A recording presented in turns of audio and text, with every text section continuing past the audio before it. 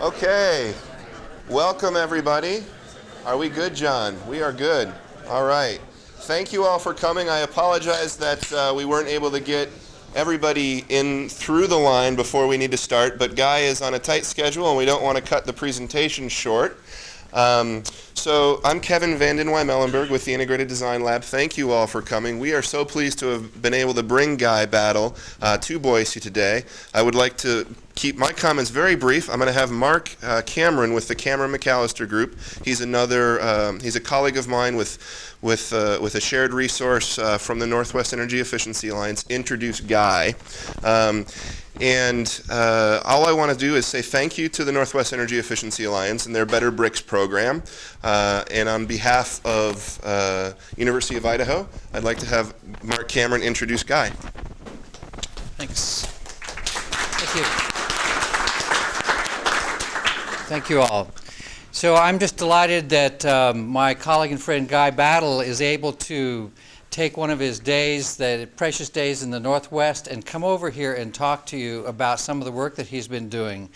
Guy is a mechanical engineer. His practice in London, Battle McCarthy, has been around for about 16, 17 years, and he's been a pioneer in engineering buildings that are high performance and low energy buildings. And I'm sure you all are aware as design professionals that Europe and the UK has been ahead of the United States in their thinking about designing high-performing buildings, in part because of their higher energy costs, and so it's driven them to innovate. And they have a lot to teach us in the States. And so, and in fact, Guy's firm has worked on many very high-profile projects that are doing innovative things, and I'm sure it'll be very interesting for you to hear what he has to say. So, Guy, I'm delighted that you're here.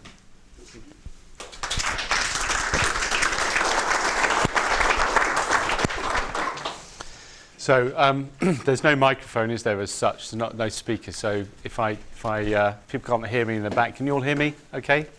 Just wave if I start faltering a bit. This is my third lecture, and I've been doing a lot of talking since I've arrived, since Monday night up in the Northwest. So my voice is getting slightly croaky. But I'm going to talk to you for about 45 minutes. I've got a lot to show you, so I'm going to whip through it.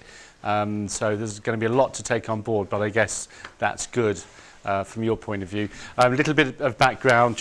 I've got a company called Battle McCarthy, and we're a multidisciplinary practice with engineers, MEP engineers and structural engineers, and also landscape architects. And we've been around for 16 odd years, specialising in sustainable design. I also set up a company called Decarbonate 3 years ago, just over 3 years ago, specialising in carbon management. And we do embodied carbon footprinting, we do operational carbon assessments, and we also do work in the carbon markets. Of course, those are growing at the moment. And then most recently, I've become an activist under something called Planet Positive, which is really a new environmental mark that I'm promoting, which is all about taking responsibility for your carbon. I'm going to cover all of this stuff today. I'm basing the talk around 7 radical ideas to change the world. And actually, any chance we get the lights down here so people can see? So 7 radical ideas to help change the world. And of course, I think I personally feel as though I'm on a bit of a mission. We've got this massive, great sort of elephant in the room called global warming, the other way. Oh no, brilliant. And so, it's a real challenge, and that's my mission. One of my missions is to change the world. But I'm going to give you a little bit of background, more detail about how I got to where I am now. So, sort of moving from where I was as an idealist, a young idealist engineer sort of, 20 odd years ago, to sort of being an activist now. And now, it all started off at Bath University, where I went to a course that combined architecture and engineering. I was very fortunate. We had a professor of architecture, a professor of engineering in the same university. And the architects and engineers were taught basically the same stuff for the first 2 or 3 years. The final year we had a joint project to do, so that we could bring our skills of thermofluids, thermodynamics, or history of art, or whatever it might be, to that final project. And that was sort of a very inspirational process. It taught me a language, and I think that's fundamental in communication, delivering integrated design, is ensuring there's the right vocabulary between engineers and architects, artists and scientists. If you don't have the vocabulary, then you're never ever going to get the design right. And it taught me about that vocab. I also had this crazy professor who used to stand in the middle of the room scratching his crotch while lecturing. And he was sort of, I mentioned it because that stands out, but actually he was really into the whole environmental stuff. And this was 1983, 84. It's slightly ahead of his time. And he, as an individual, inspired me to pursue the issue of environment and architecture and how the two can work together. And during that period, learned a lot about other influences, and there's so many lessons in nature to learn about. You've got these termites who have this sort of mound that, actually this is an air-conditioned mound. Right at the bottom, there's a mesh, sort of a fabric mesh that the termites sort of weave, and they secrete a moisture on that mesh. And the eggs are placed just above that mesh. And as that termite mound warms up and gets too hot, you get these little ants or termites that run to the top of the mound and open up holes at the top of the mound. So you get the wind blowing over the top. You get a wind tower effect. You actually get a stack effect. So air is drawn underneath into the bottom of the tower. Across this mesh, you get evaporative cooling. It cools the eggs down, and then so the air goes up. And when it gets too cold or too cool, these janitor ants run up to the top, they close the holes, and they can control the temperature of the eggs, plus or minus a few degrees Fahrenheit. Absolutely brilliant. They can do it. Why can't we control our buildings to the right temperature? You've got to ask yourself. Then there's all sorts of vernacular architectures. These are people who've lived without air conditioning. Oh my God, how do you manage to live without air conditioning? For thousands of years. And of course, they've built up a climatic tradition. They've built up a real understanding about place and material and how architecture responds to the environment. So this is a building that is lightweight, but also has all the thermal control that this African needs. These are buildings out in northern Pakistan that collect a beautiful wind, cool wind that comes off the Himalayas, thermal mass, nighttime cooling, and these things are sort of driving airflow through the building. And what's amazing is, you start off with a building, but actually the whole of the city becomes a response to the climate. It's like an architectural typology. The master plan is dictated or is designed around the climate. And I find that sort of thing absolutely fascinating. Then moving to a tropical climate, this is Malaysia. Lightweight construction, the building raised off the ground to get as much air moving through the system. It's all made of wood, so you've got no thermal storage because it's hot and humid. You don't want thermal storage. You've got these shutters that control the amount of light, the amount of airflow, and even you control the direction of airflow and also the percentage of light. This is like an intelligent building skin. Don't be fooled by what appears to be very simplistic. This is more intelligent than the bulk of buildings I see in America in terms of tunable skins.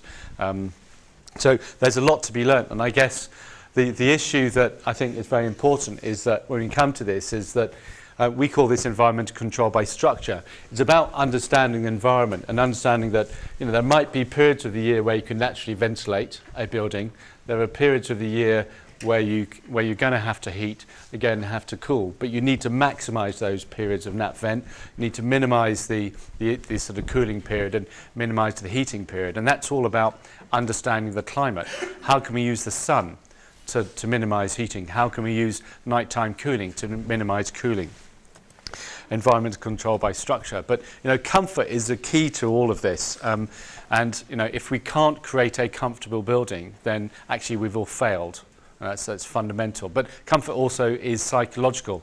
I'm going to do a quick sort of survey in the room, and I want you to tell me whether you're cold, slightly cold, practically perfect like Mary Poppins, slightly warm, or warm. Is anyone cold in this room? No. Is anyone slightly cold in this room? A couple of you. Is anyone Mary Poppins? Oh, look, lots of you. So I guess you've all got your umbrellas, yeah? You must have. Is anyone slightly warm? A few of you. Is anyone warm? Yeah, that's me. I'm going to take my jacket off. I'm hot. There we are. We've got one room, supposedly one engineering design, and yet we've got all these people, you know, experiencing something different in this room, from slightly cold to warm. I mean, how the hell is an engineer or an architect meant to design a space to satisfy, you know, a group of difficult people like you? It's just, you know, it's almost impossible, isn't it? And that's the point. Anyone who tells you that comfort is a single point on a psychometric graph is actually a liar. You know, it isn't 22 plus or minus 2 degrees centigrade. You know, it's 21 to 26, and it's a relative humidity of, you know, perhaps 30 up to 65%, and it's an airspeed of perhaps 0.1 up to 0.5.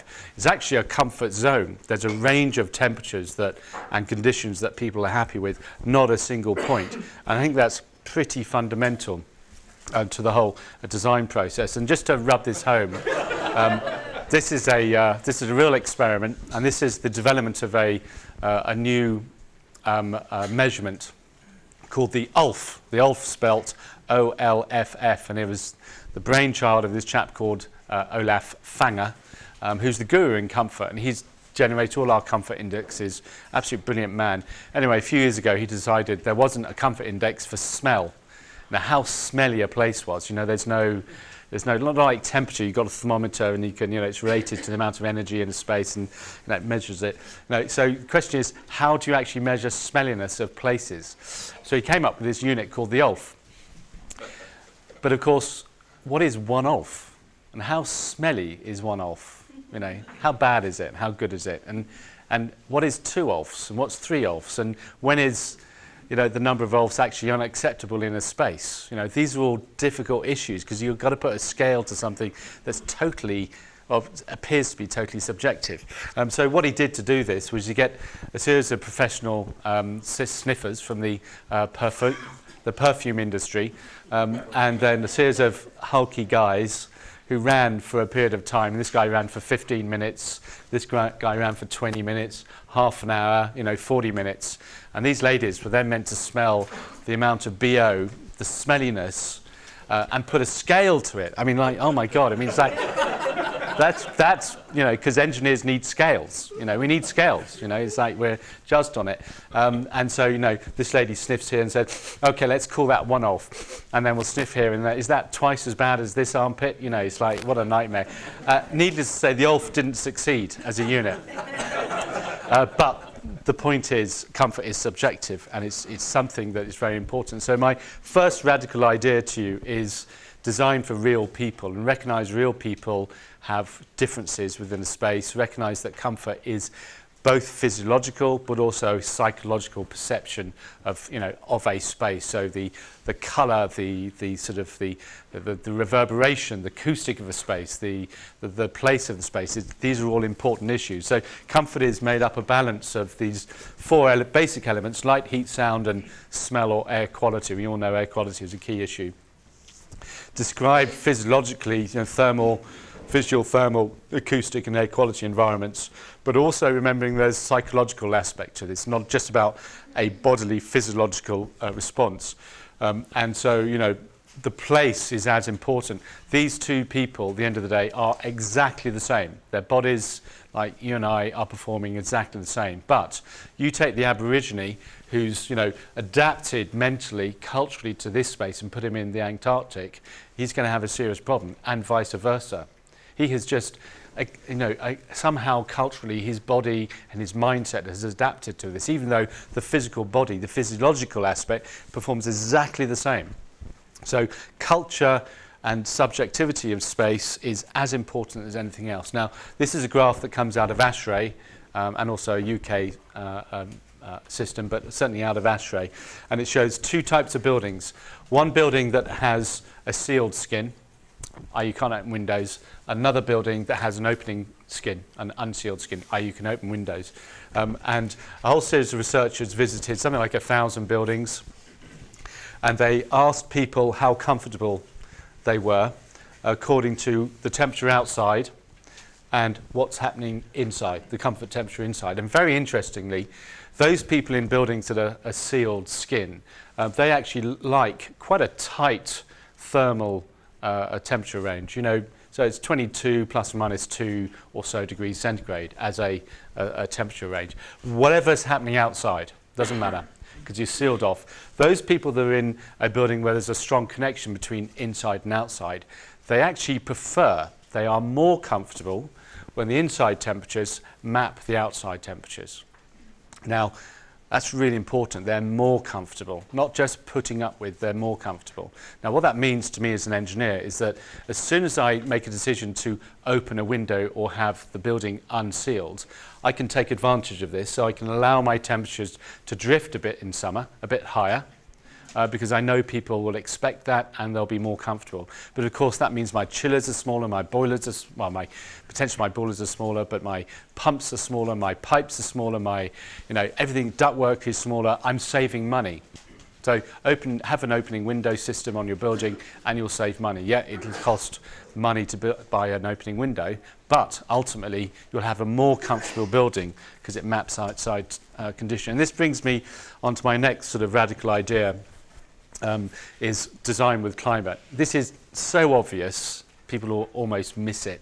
That's why I've called it radical idea. When I come to America, I get sort of frustrated or just whatever, upset, I guess, I don't know, when I go and travel across the country and see the different buildings. And you go from New York, you go to the Florida Panhandle, across to Texas, up to the West Coast, up to where you guys are, across to the Great Lakes.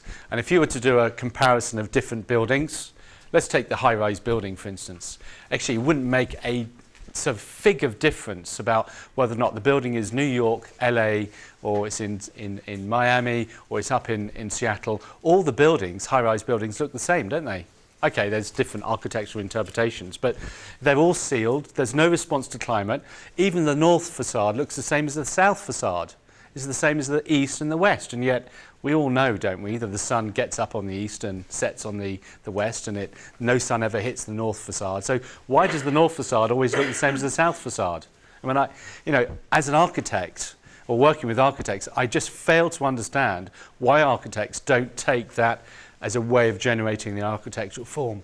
It just seems like a massive missed opportunity. But beyond the opportunity of architecture is that if we are going to wean ourselves off reliance on fossil fuels, which we understand is so important, not only from a climate point of view, but also from a political point of view, relying on Middle Eastern oil, etc., we're going to have to use the climate.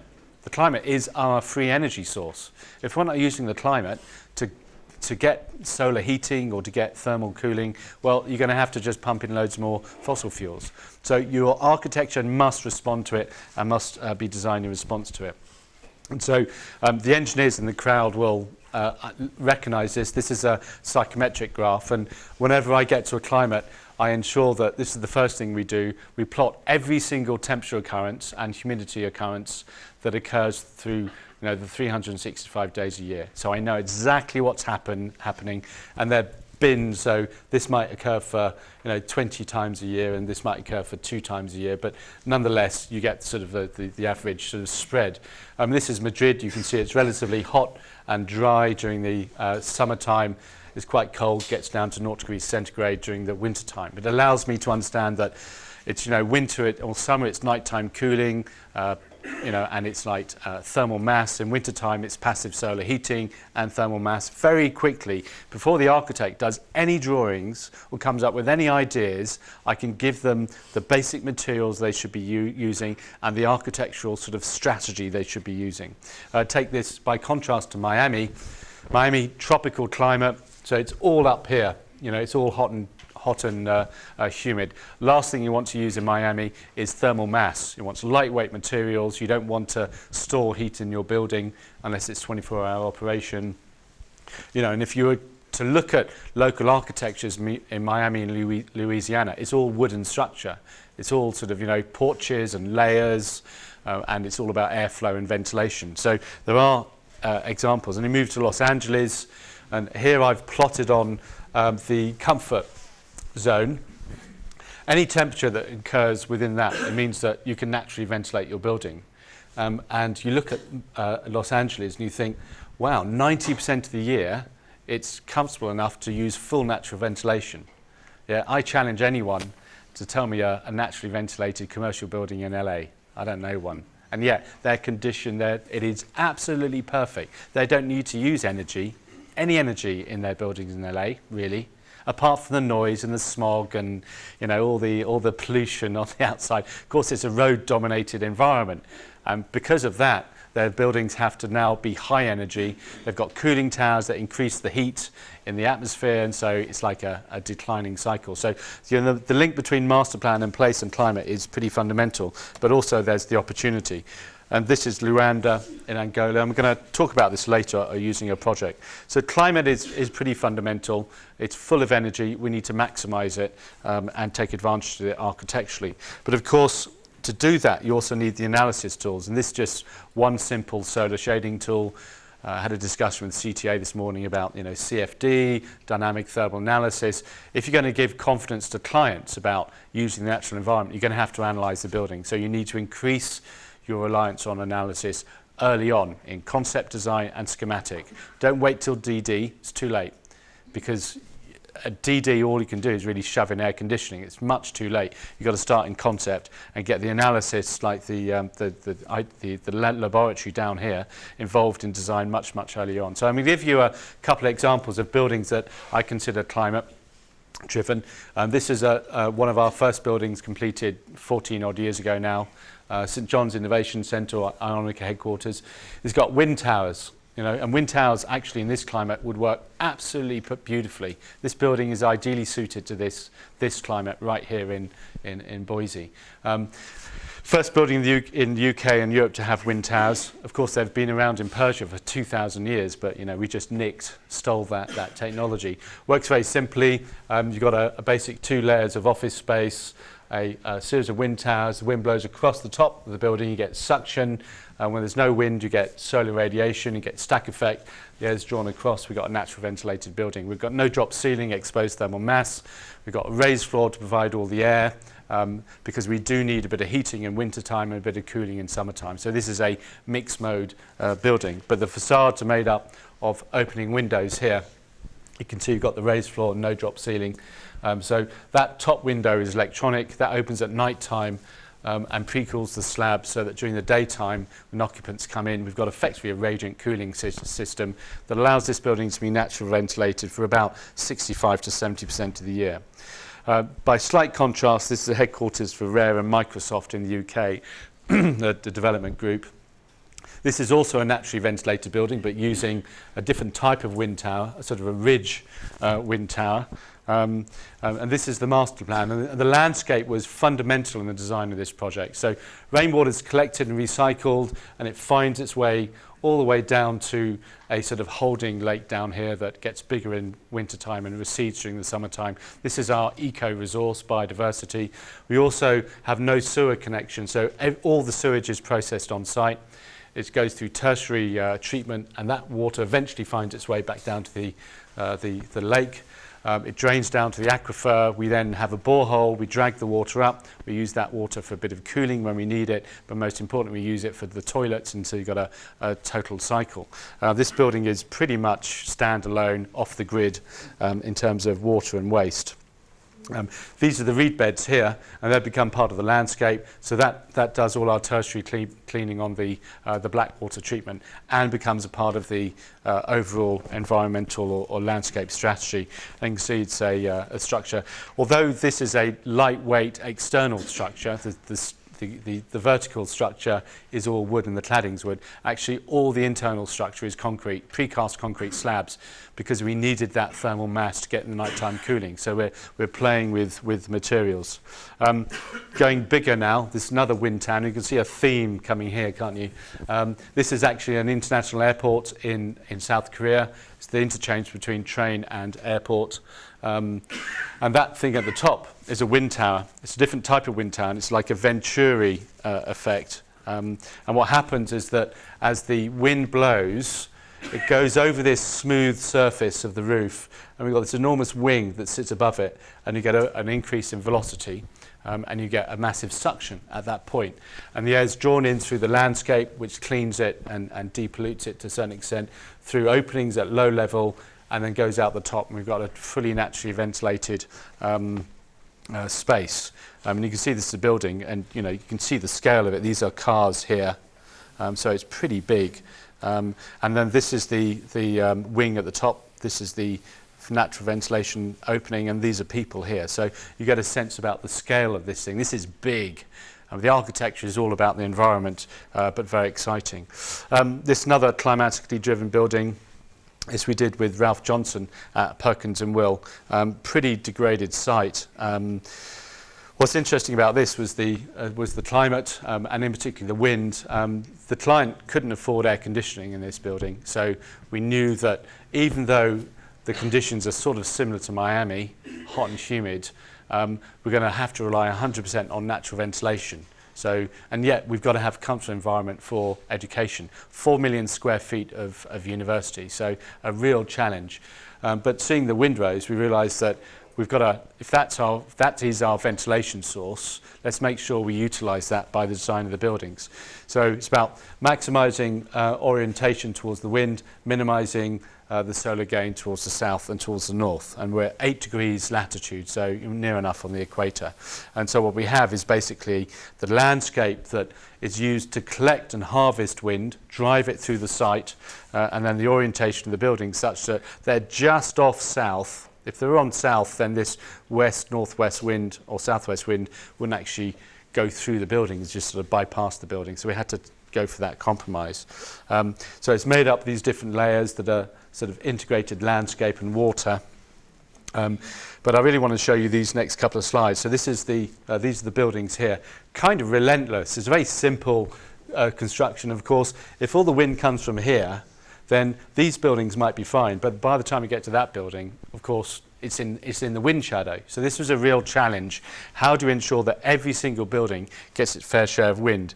So early on, I did a whole lot of sketches, which, faxed. Those days it was fax to Ralph Johnson in Chicago, about how to do it. And eventually we picked sort of this solution here, although it's not quite like that, but it's not far off that solution. That was developed into the section of the building, and this is how it turned out. So this is the section of the building here. The buildings are stepped towards the north, so you've always got access to this southwest wind. But what's important is we have this enormous great wind capture, which is also the shade that stretches towards the southwest, creates a positive pressure there, and then we get a go faster stripe like you see on the back of boy racers. You get it draws the suction, draws the back wheels down, all that sort of stuff. But what's important, it creates a suction there, negative pressure. So we've got air positive, negative. So we drive the air through. So you've actually got a section that is responding to the wind and the sun.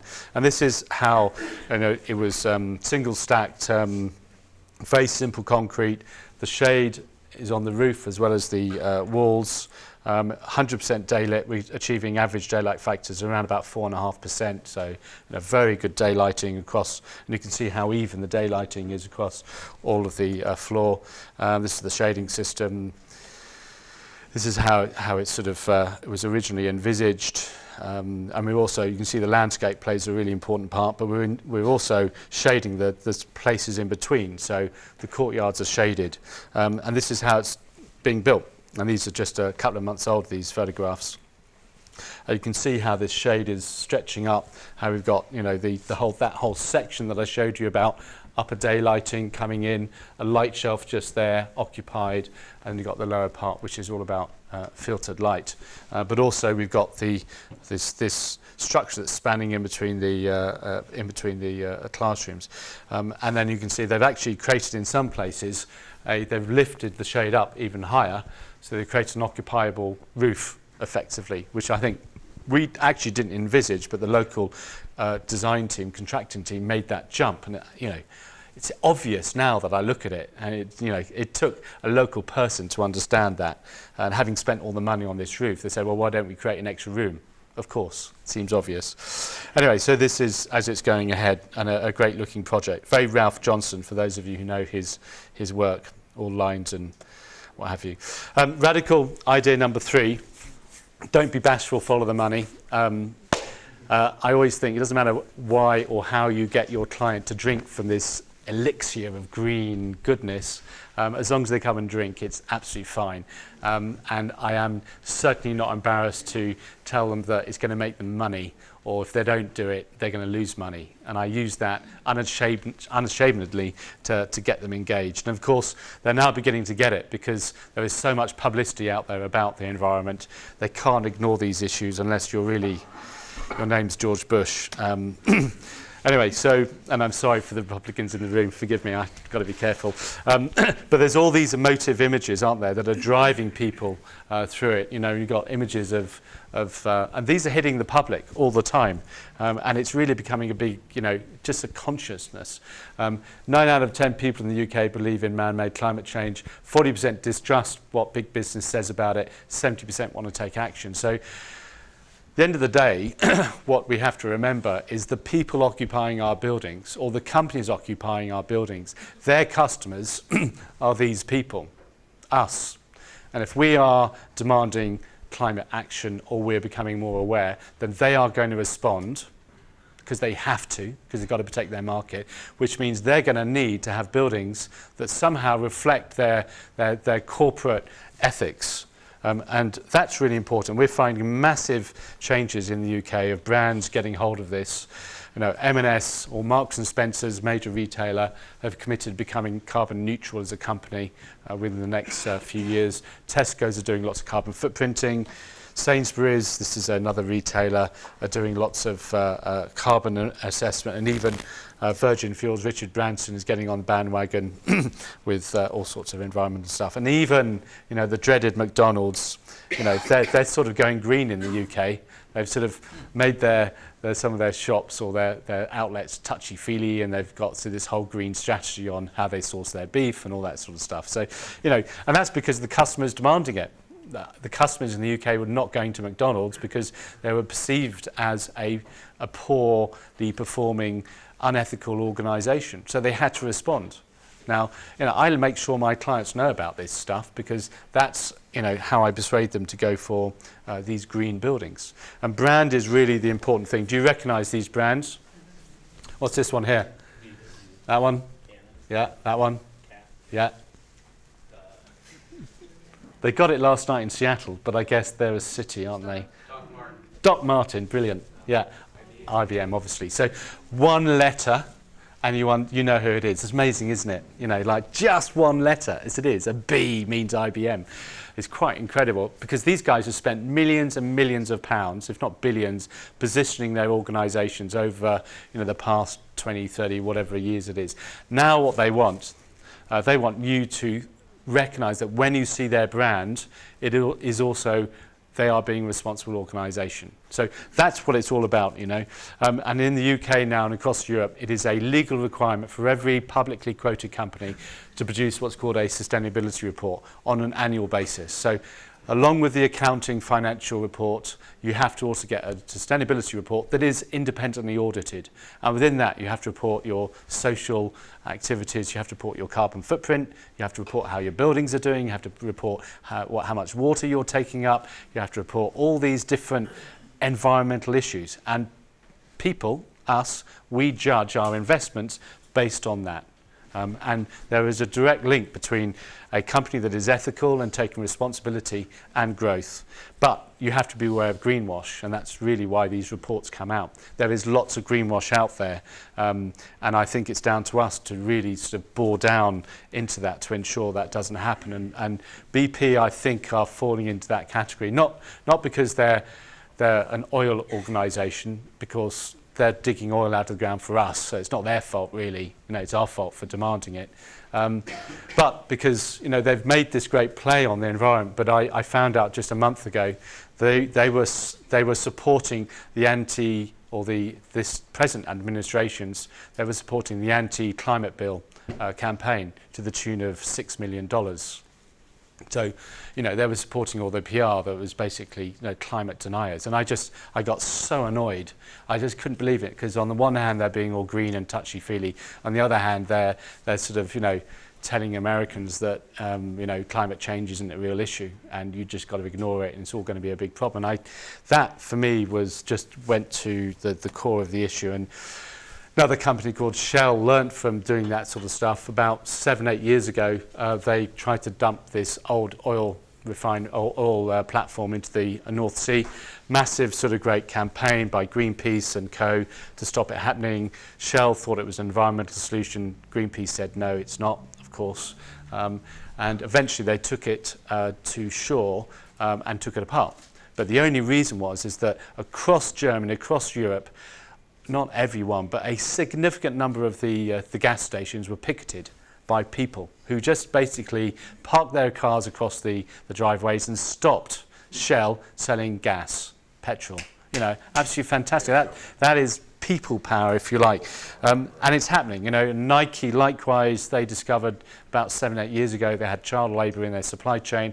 Initially, they didn't do anything about it. The NGOs then started organising and picketing, and Nike said, well, it's not our problem because it's our Indian suppliers' problem. But of course, if Nike didn't want to sell the shoe, that Indian kid wouldn't be employed to put the heel on that shoe. So of course it's their issue. They have to take responsibility. And now organisations are recognising that they have to take responsibility for their supply chains. And it goes all the way down, wherever it comes from. There might be, you know, 100 different baton sort of pass-ons, if you like a relay race, but you've got to go right back to the start because, you know, it's your stuff. And we're working with Hayworth at the moment, or we have been actually just recently, stopped now, but we've developed up their sustainability strategy. And Hayworth, the furniture organisation, provide, you know, architectural interiors, and they recognised that leadership was being shown by Herman Miller, and they wanted to sort of make this great jump beyond Herman Miller and co. up into the sort of the green world. And I have to admit, at this time when I did this slide now, it's 6 years old. BP, I was quite impressed by BP at that point. Now they're down there, incidentally. But anyway, but it's about making that step. And we developed up a roadmap for them to becoming, you know, one of the most sustainable furniture manufacturers in the UK. We developed a series of headline objectives that would take 5 years to deliver, you know, under sustainable product design, carbon and energy management, green transportation, etc., etc. And they then committed to doing an annual report. So they're one of the first manufacturers in North America to do this annual report. I think we're on their third or fourth now, but you know, this is a major contribution. And they, out of this, they had a product development line that came up with this chair called the Zodi chair, and a whole host of other products come to that. They're 51% recyclable, 98%, so 51% used to recycle content, 98% recyclable. This is a real environmental product that's come out of their commitment to the environment. They've taken it even further. They're doing annually, they do a report, but if you go to Holland, Michigan to visit their factory, we work with Ralph Johnson to design this new building for them. You know, it's passive solar, it's natural ventilation, it's got a green roof, it's got rainwater recycling, it's all daylit. I mean, they took it all the way through, and you have to take your hats off to these guys and in terms of their commitment. It's not just, you know, the cherry of a piece of furniture. It's actually about everything they do all the way through to their, and they recognised the market was moving that way, and indeed it has moved that way. And their building says all of this about them. No, they are they're a company committed to ethics and a company committed to the green agenda. This is not what they are. They are not a gas guzzler. And they recognise the building is fundamental in how the public and their customers perceive their organisation. And that is, I think, absolutely core to how architects and engineers can sell this sort of green product. Understand that a client can't get away with just being in a rubbish box that uses lots of energy, because everyone coming to that rubbish box would assume that the organisation is, you know, uses lots of energy. So you have to make this connection between sustainability and green and value. And, you know, it might be on running cost savings. It might be on brand development. You can't put a sort of monetary value and a payback period on brand development, but you can put a value on it. You can explain how important it is and make sure you're talking to the PR or marketing individuals in that organisation, because they'll get it even if some of the line managers don't get it. So it's about making that connection between green and value. So that was number 3. Number 4, this isn't really a sort of idea as such, more than a thought. and a sort of a way forward. And by the way, don't give up and don't let the buggers get you down, which, you know, is a more important comment can't be made, I think, at the moment as we're pushing this green stuff. Be really sort of focused on what you want to get out of this. You're in it for the long run. Take 10% strides. You won't get 100% achievement on day one. It's a matter of sort of taking it slowly, but don't give up. Whatever happens, don't give up. You know, in this country, buildings are responsible for 40% of the nation's carbon emissions. So if we don't all take responsibility for ensuring those buildings are ultra low energy, ultra low carbon, then no one else will. So the states, you know, the world's stuffed, so you better take responsibility for it. It's fundamental. And I'm going to tell you about a building that I worked on, gave a year of my life to, but it just got away because I just wasn't real. I tried to take the client, which was Silverstein, to the moon with this great, amazing building, and actually only wanted to go to New Jersey. You didn't want to get in the space shuttle and go off with me to the moon. You just wanted to get in the boat and jump across New Jersey, or go in the tunnel, actually. But I'll talk to you about this building because it's kind of interesting. You know, it was a replacement of the Twin Towers, and the Twin Towers, you know, had lots of wind issues. Issues to do with massive solar radiation and shading, shadowing across the back. And of course, all towers have this issue. But the good thing about towers, you're high up, you've got access to both sun and wind. And when we did the analysis, sun, there really wasn't enough sun out there. It was sort of not really, this is the photovoltaic yield here. London, New York, Chicago, Los Angeles. You can see New York is just here compared to LA. I mean, it's not a great deal of sun. It's okay. What was interesting when we did the wind was that this is LA, Chicago, New York, and London. New York has the largest wind resource of those four cities, which is kind of interesting because everyone talks about Chicago being the windy city. Of course, it's the politicians, not the climate. And this is the windrows here. So this tells you where all the wind comes from and the velocities. Now, the power out of a wind turbine is proportional to velocity cubed. So you're actually not interested in where the wind comes from and the frequency as much as you're interested in the velocity and the cube of that velocity. Okay, so it's where the high wind speeds come from. That's important. So we took that data and we cubed the wind velocity, and that then we call the energy rows. So that's where all the energy comes from. It comes all from the northwest in New York. Quite amazing. I didn't expect that. That was a total surprise to me. And that meant the architecture could respond to it. And so it's all about going high and maximizing the potential velocities at high level. But the real inspiration was the sunflower that twists towards the wind, towards the sun. So we said, well, can we have a building that twists towards the wind to harvest the energy? So at low level, we've got the building sort of like a lozenge shape, and the wind goes around it, so you don't get downdraft and you don't get problems at low level. But at high level, it actually twists. And this is over, 1,700 odd feet. It twists, and that's where we put our wind turbines. And we designed an urban wind farm up there, 50 wind turbines at the top of the building, going from level floor number 70 up to whatever it was, and right at the top of the building, 1,776 feet high. So I don't know why they had a Brit working on a building that celebrated Independence Day, but what the hell. So we had all this stuff up here, the turbines.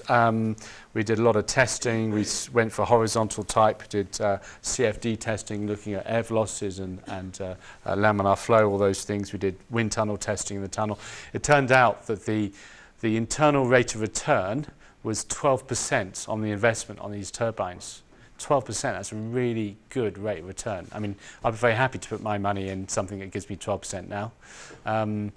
But Silverstein just wasn't up for it. Politics got in the way. The whole issue of Libeskind and what the governor was doing, it was just turned into a nightmare. And he basically changed the sites and used all sorts of reasons not to go down this route. And I think it's the biggest one of the biggest missed opportunities, for me and for America, in as much that obviously the Freedom Tower symbolised so much it could have done. And now what does it symbolise? You know, the Freedom Tower is a total disappointment in my books. It's sort of like the Empire State with a little twist in it. That's all it is. You know, it's a standard building. It happens to be LEED Gold or LEED Platinum, but it's not a big deal. There's no real architecture and environment. Anyway, it was going to produce about 25% of the building's energy consumption, which on 2.3 million square feet was a big deal. We've taken that learning on, and this is a project we're doing with RMGM Hillier, and this is now, we've just about finished DD. In fact, we have really finished DD, and it's a eco tower. It's in St. Petersburg, and it comprises, you know, a tall tower that goes up 400 odd meters, 100,000 million square feet in the tower. The lower parts of the building are about 150,000 square meters, 1.5 million square feet. This is the climate here, and you can see. I mean, it's hardly ever too hot. It's not comfortable often, and it's usually really cold. And it actually doesn't stop there. It goes down to minus 27 down here, centigrade. And I don't know, that's pretty cold. I don't know what that is in Fahrenheit, but it's a lot less than 32. This is a thermal comfort plot of when conditions outside are comfortable. And you can see for October, November, December, January, February, March, it is never, ever comfortable outside. It is always too cold. And it's barely comfortable in April. And in May, it's only comfortable for 20% of the time. It's too cold for the rest of the time. I mean, this is a really cold place. This isn't just cold, this is cold. Cold. So this was the real challenge to us about how to design it. So we thought about the building shape, the form, the mass, and we moved from a building that was very efficient from a thermal point of view but has no daylight through various daylight options that were, you know, not efficient and high cost, getting there, but really still high cost, to this solution here, which is pretty compact, but with daylight coming in sort of a modest sort of way. We then wrapped it in a building skin, so it's actually got a double skin around it. So this double skin is like it's a veil in summertime, but it's a thermal sort of insulator during the winter time. So this skin breathes. It's an intelligent building skin to a certain extent. And we have these atria spaces that appear every other floor. So this is double height space, every other floor going up 400 odd meters to the, so what's that, 1,200 odd feet. So it's a pretty tall tower. And you can see how this double skin works. In wintertime, it's a thermal sort of blanket. In mid-season, spring and autumn, it allows natural ventilation to the whole office space. And then in summertime, it acts just as a sort of a shading system. Did a whole series of engineering diagrams, which I won't go through now, but it's a chilled beam solution. And you can see the air is extracted via the double skin, so it keeps it warm. We've got double glazing. So it's actually 4 pieces of glass to keep the condensation down. And that's a image of the space, this atria type space. That's winter, summer. Anyway, and we did a bit of solar analysis. The important thing was all the CFD that we did during schematic design. And this was all done during schematic design because if we couldn't prove that it was going to work at schematic, we'd have to change the whole architecture. So, you know, we just couldn't wait. We didn't wait to DD to do this level of CFD work. It was done because the skin and the architecture is the HVAC system. So imagine the professional indemnity on that one. Pretty serious. Kept me awake a few times as well. Anyway, these double skin zones are there's no direct mechanical cooling and heating in them. That's the climate as it was outside, and this now is the comfort that we get inside that atypical double skin. So this building has these external spaces all the way up the building that are occupiable, not 100% of the year, but for a significant part of the year. So it's made a massive contribution. And this is a mock-up of the skin. I mean, you can see it. This is just the most amazing skin. Although this goes all the way up the building, and actually there are only 3 panel types to do that whole issue. A lot of facade analysis, we didn't do that, the sort of finite facade analysis. There's only 3 panel types, so it's mass produced and just clipped together via this center core here. I mean, just quite incredible piece of work actually. So that was number 4. 2 more to get through. Number 5 is buildings that harvest energy. The Living Buildings Challenge, I think, is a great challenge. That's ultimately about, you know, reflecting what a tree does, which is collecting energy, changing it into cellulose, something grows, you get carbon dioxide being absorbed and oxygen being emitted. I mean, it's fantastic. And what I'm interested in, how do you design buildings that are the energy collection system, so like the infrastructure. So you've got a windmill that, you know, is all about the mill and the wind, and you've got a building here which is actually a textile factory in China that's all about the mill. So the architecture is the energy collection system as opposed to being added on. But the two you can't separate. You know, and I think this is probably the vision that we need to go for. Net zero, or actually carbon negative in operation. We want buildings to export energy. We don't want to be energy neutral. We want them to export clean water, and we want buildings to import waste.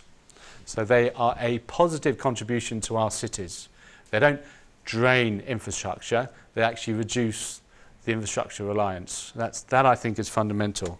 And these are a couple of buildings where we've begun to explore this.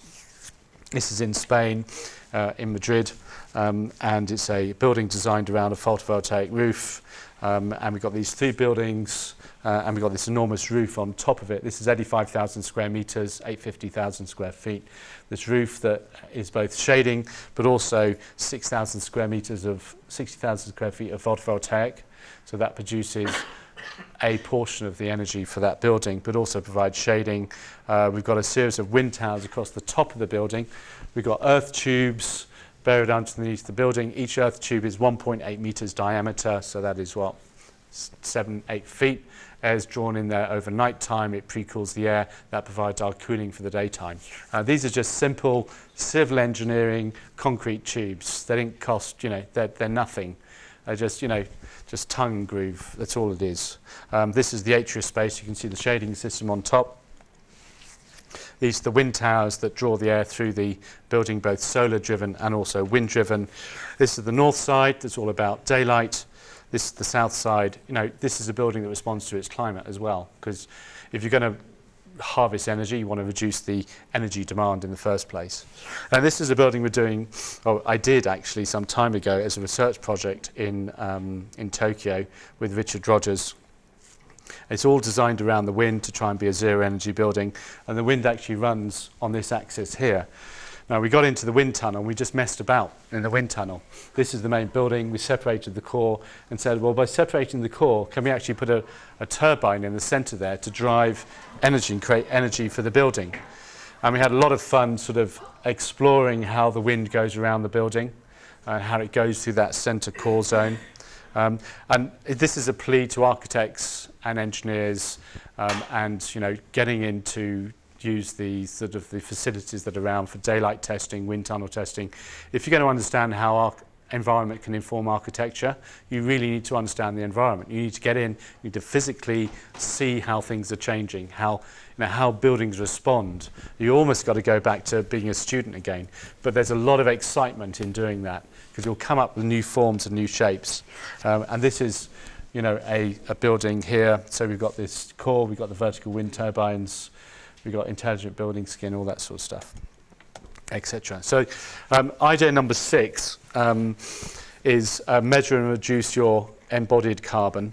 Carbon is actually, when you look at a building, you have what's called operational carbon and embodied carbon. And the operational carbon is, you know, your chillers, your pumps, and after 60 years for a normal building, about 80% of the energy of the carbon associated with the operation.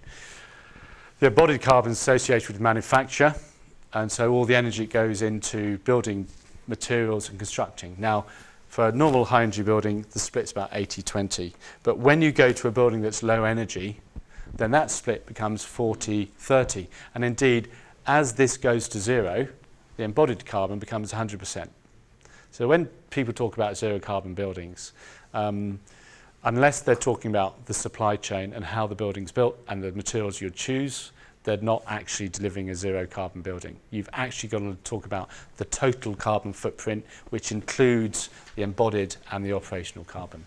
And this is where the structural engineers become absolutely fundamental, in this whole process. You have a job to do as well when it comes to reducing carbon, because the materials you choose are really, really important, and we want to make sure those materials are low carbon. And we've done some work for Sainsbury's looking at embodied carbon in this area. This is a new store down in Dartmouth. It's actually all a wooden construction. You can just about see it there. It's a glulam system. We measured all the carbon going into the project, looking at the material type, but also the components, understanding where all the carbon is. You work with the design team to strip carbon out of the building, get rid of components that are not needed or doubling up.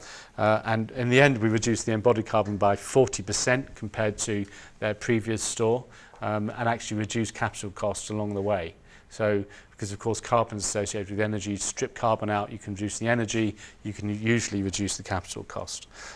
We've done about 20 buildings. This is with Decarbonate, looking at these issues. We've built up a sort of great sort of understanding about where carbon sits in materials now. I'll flash through that. Now, final thing is why I'm an activist in the last sort of few minutes. Of course, you recognise this, New Orleans. This is sort of Brazil, forest disappearing. This is droughts in Australia. This is, the destruction of ecosystems. This is, pollution. And this is what we're doing with our environment. So, these are all really, really negative images, and we are finding that these images aren't actually doing much to get people to change, because they're so negative. People just sort of put their heads in the ground, say, look, I can't cope with this shit. It's just too much. I mean, the weight of the world is upon my shoulders. And I have another drink or, get to the pub or whatever. I'm just going to not do anything. And so it leads to sort of no action. And it's no inspiration. It's no knowledge. It's no trust. So we've created this new mark called Environmental or called Planet Positive that is all about action. It's about inspiration. It's about knowledge. It's about trust. Actually, it's about giving people a vision about how good the world could be if we make the changes now, as opposed to saying how bad it's going to be if we don't make changes. So it's about turning on its head. It's about this positive attitude.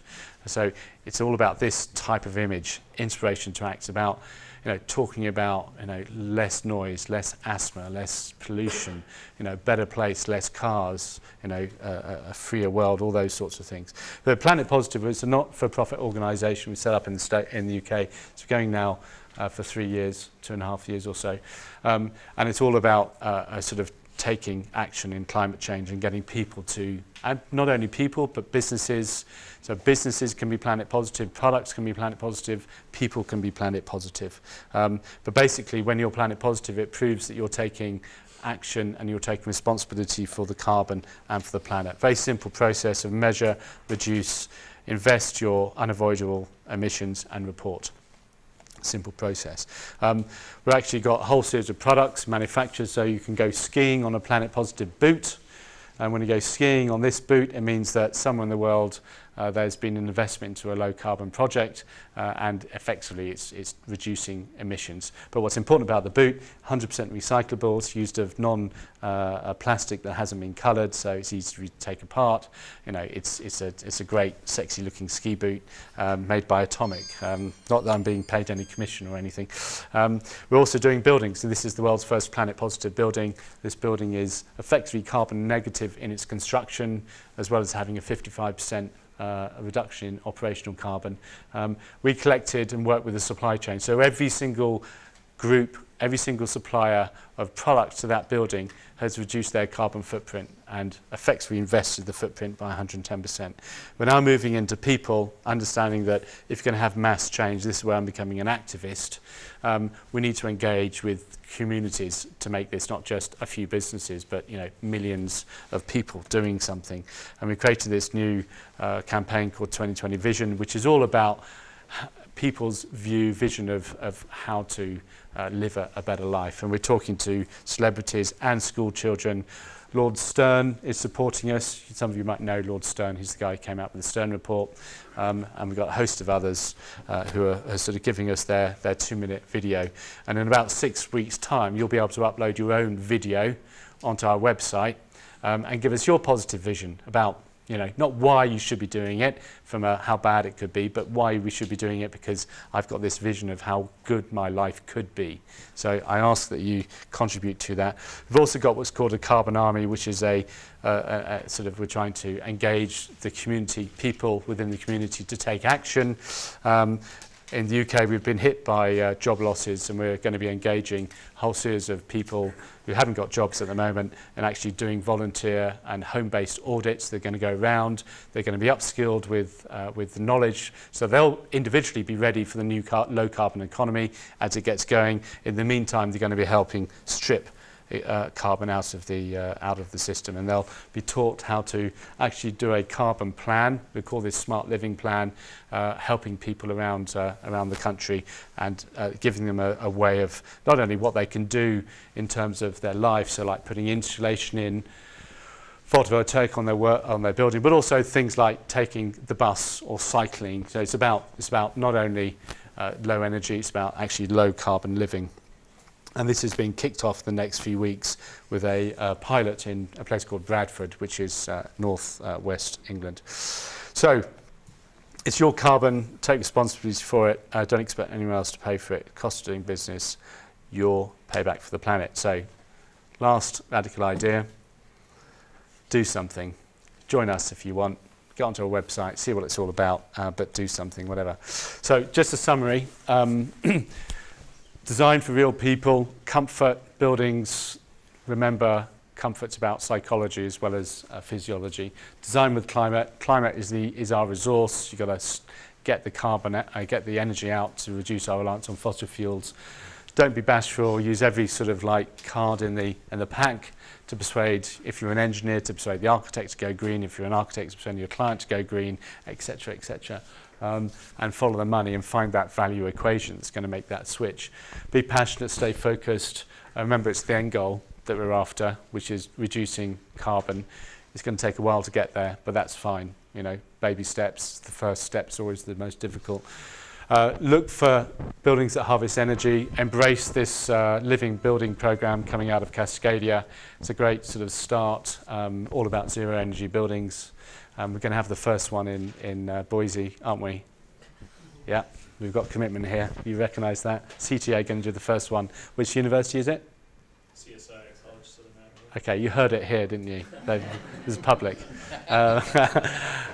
Measure and reduce your embodied carbon footprint. Remember, as operational carbon goes down, the relatively important embodied goes up. But this is about jobs. This is about making sure that people and your industry is carbon fit. If an industry isn't carbon fit, it won't survive in the long term. No chance. Become planet positive or take action individually. So, with that, I think we've got 5-10 minutes for questions. I thank you very much. And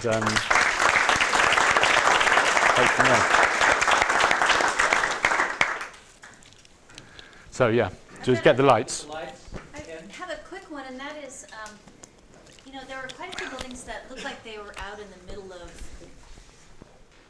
parking lots. Parking lots. Parking lots, yeah. So Funny enough, that came up night before last in Portland, yeah. So when you calculate the carbon footprint of that building, are you taking into consideration that people have to drive? We do now. We do now. We didn't used to, actually, but we do now. It has to be part of the equation. You're right. Do you get involved in the site selection then? Well, there's a limit to... we will influence it where we can, put it that way. In the UK, it was slightly easier because although there was a few projects I showed, some of them were urban projects, most of the sites I showed you had really good public transportation connections, really good. And the cars you saw were probably only car spaces for 20% of the people in the building. Not many. The vast majority go by train or bus, or almost all the buildings I showed you, other than, well, I'll tell you an apocryphal story just on that. You know the Microsoft headquarters I showed you, the rare one? Yeah, beautiful low energy building. It's really good, low water. It happens to be about it's, I don't know, 10 miles from the centre of town, which isn't so bad. You know, they wanted a green bus, but of course, the guys there are all 18, 19, 20 developing software. They're getting paid a fortune. I mean, you know, a lot of money each month. What do they do with their first few pay packets? You're going to get boys' cars, and you have never, ever seen, you know, Ferraris, Lotus, you name it, it's in the car park. So our energy savings were blown within, I don't know, a week. Probably, you know, it just paled into significance. So, you know, they got it on the building, didn't quite get it in the attitude of the organisation. You know, so it's really I important. thought you were going to say that they actually slept there all night, so they didn't. No, if only. No, they just burn all the gas in these smart, low MPG cars. Any other questions? It looked like you were using quite innovative wind systems, and I'm wondering what the research base for some of those systems are. I mean, where are you getting all that? 2,000 years of research and examples in Persia. Well, yeah, I mean, I've heard about that. The mosque. I'm being facetious. No, we've done a lot of, we've written a book on wind towers. Actually, there's been quite a lot of work that's been done on wind towers over the past 8 years. I think our book's called Wind Towers. I think it is just straight wind towers. But you know, it's not a difficult technology. It's really, really basic. You know, wind, air goes over an edge. You get a shear, you get a suction, and air goes out. You've got to deal with the rain. The biggest problem is the rain. But the proof is there, and you can go and measure buildings. And a lot of these buildings, I know probably hundreds of buildings that have wind towers now, and there's a lot of data that's come out about how they're performing. Well, it just is interesting because most people think, when they think of wind power, they always associate it with turbines. Yeah. You don't look at But also the other ones work really well, actually. You don't have to have that tower that we've drawn. You know, on your grain stores, you have those enormous whirligig things. They work really, they're wind driven, and they work brilliantly. They get, you know, the grain dries or stays dry, you know, and those are, I mean, we looked at using those a few times. And in fact, I did a job with Ralph Johnson in Columbus, Indiana, where we looked at putting those on top of a school. You know, big 1.5 meter diameter, 2 meter diameter, twirly gig things. Any other questions? Guy, would you just say, Yeah. sorry, for one moment about your realization for what the potential is for low energy buildings in Idaho? Oh yeah, I had a really good session today with CTA, and you are really lucky in Idaho with your climate, really lucky. You have lots of sun throughout the year, and in winter time it doesn't get that, gets cold but not that cold. You've got lots of sun for PV, you've got really good wind resource, you've got very low humidities, you've got nighttime cooling, thermal mass, you've got geothermal. I mean, you know, I don't know why you need any energy in your buildings up here. I really don't. And I really don't. I think there's massive opportunity. You have clear skies. It's a really, really exciting place to work in. And you guys, you've got more opportunity to do zero carbon, zero energy buildings here than they have in Portland and Seattle. Seriously. Because you're just lucky. You've got, everything seems to be going in the right direction for you in terms of climate. So I mentioned a few books earlier. There's one called, by a chap called Design with Climate, a chap called Olgyay. It's quite an old book, Olgyay, but you know, climate doesn't change. There's another book called Heating, Lighting and Cooling by Norbert Lechner, which is another really good book. And both those books actually are designed around climatic zones, and you'll find your climatic zone here within their books, and they'll have all sorts of ideas that are appropriate, and it's really, I think it was really very exciting. Very exciting. Yeah. Yeah, I think most of us would love to live, work, build these types of buildings. A lot of times what you'll hear from the owners and investors is, you know, they think that this kind of building is going to cost twice as much as, you know, their standard kind of building. How can you just speak briefly? Yeah, no, it's a good question, actually. And in the UK, I can tell you, other than Gazprom and Endesa, every building I showed you, the budget didn't need to be increased for sustainability. Not one penny. The budget was set, and they didn't, even before we set the budget, they didn't know there were going to be a green building. They really didn't know what it was about. And so we basically say, you know, we take money out of like the mechanical system and we put it into facades. So we shift the money around. As long as the budget stays the same, then you're fine. Now, it is slightly different in the US because your budgets are so much tighter. You're not as generous with budgets, and so there's not so much fat. You have to work a lot harder. It can be done. I mean, we did LA Courthouse, which admittedly isn't being built at the moment, but the budget for LA Courthouse, which we did with Ralph Johnson, was set 2 years before we won the competition at $341 million. And you know, we got integrated PV, we got daylit courtrooms, we got natural ventilation, we got all the stuff, not everything you've seen today, but a lot of it, and it was $341 million. We didn't spend a penny more, and it was gold, LEED gold. So it can be done, but you have to work that much harder in this country, a lot harder. But you know, I think also that's when you need to start understanding about the value, where it costs more. And putting PV on a building is also always going to be more expensive. Don't try and do a payback period on a PV because it's always 25 years to 50 years. It's not the point. Just forget it. It's about the total budget and what it does for the organisation that's occupying that building in terms of, you know, selling low energy or educating kids or the brand of the building, whatever it is. Okay, I've got to go and get a flight. Yes. So,